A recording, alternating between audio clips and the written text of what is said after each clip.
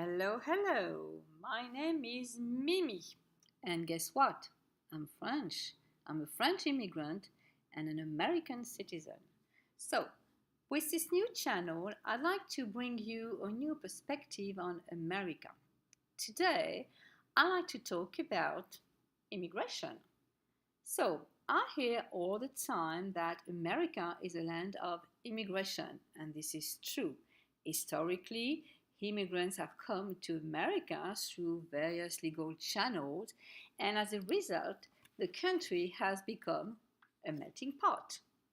In more recent times, with strict immigration policies in place, legal immigration hasn't been as free flowing.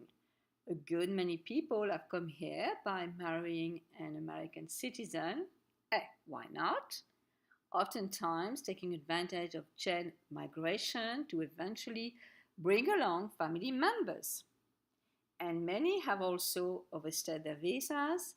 Some people have sought and been granted political asylum or have been brought to the state in the wake of a war, as with Vietnam, or have been saved from persecution, as with the Jews during World War II. For the past 30 years or so, lucky few have immigrated here thanks to the green card lottery system. And of course, there are a handful of wealthy people who have simply bought their way into the country. So, let me tell you this. No one has an issue with legal immigrants. They enrich our nation in many ways, maintaining their cultural background while at the same time adopting the American way of life, which is a good thing.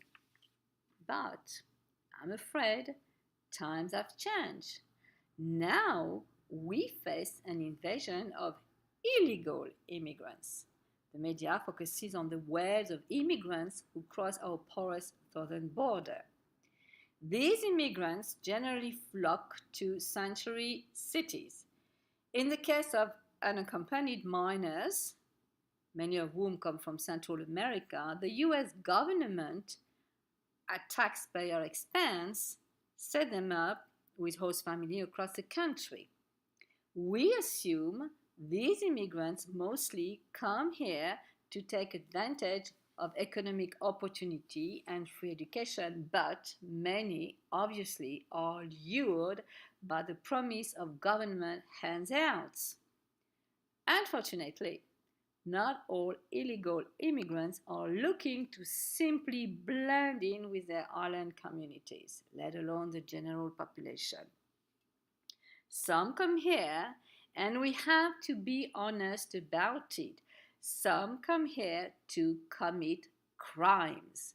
They engage in identity theft, form street gangs, traffic in drugs, and even endanger the lives of law abiding citizens. So, these are the people we do not want in our country. And it seems that the US government has done little to stop the flow of illegal immigration. On one hand, we have the Democrats who promote their ethnic diversity and wish to provide illegal immigrants a pathway to citizenship. This is not so much a matter of compassion as it is a desire to populate our country with future voters who, of course, will remain loyal to the Democratic Party. On the other hand, we have the Republicans who have always seen illegal immigrants as a pool from which to hire cheap labor that will serve to boost the profitability of American businesses. As a result, the United States now faces a crisis. We face an economic crisis because of the burden of illegal immigration on the taxpayers. We face an identity crisis because many illegal immigrants do not wish to assimilate into American culture and prefer to impose their language on our citizens rather than learn English. Excuse me, that doesn't make any sense. and that America has no official national language only exacerbates the problem. We face a population crisis because, should these people be granted a path to citizenship, they will dangle a huge carrot that will encourage people from south of the border and from around the world to immigrate illegally. So, we face a political crisis because the dramatic shift in demographics will likely only benefit one political party, resulting in the demise of our two-party political system. Think about it. American leaders, as well as common folks like you and me, should look at what's happening in Europe. The turmoil in the Middle East has resulted in a huge immigration crisis. Many of the immigrants flooding into Europe are refugees, but others are simply opportunists. These are facts. European leaders at first welcomed these immigrants, but the tide has turned as many, faced with a surge in criminal activity, a rise in nationalism, and economic hurdles, are now saying enough is enough. We want our borders to be closed, which doesn't necessarily mean that people are racist. Maybe they are just realistic. It's a fact. We can't welcome and accommodate everyone.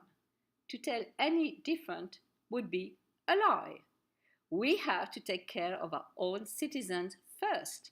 Take care of those who are suffering in today's economy. So, now, in Europe, the various governments are disputing to what extent each of them should be required to share the burden of resettlement. Although some immigrants are being deported, the vast majority are expected to stay. Ultimately, this will transform Europe. So, it may be too late for Europe, but maybe it's not too late for the United States. Because let's face it, we are dangerously close to the point of no return.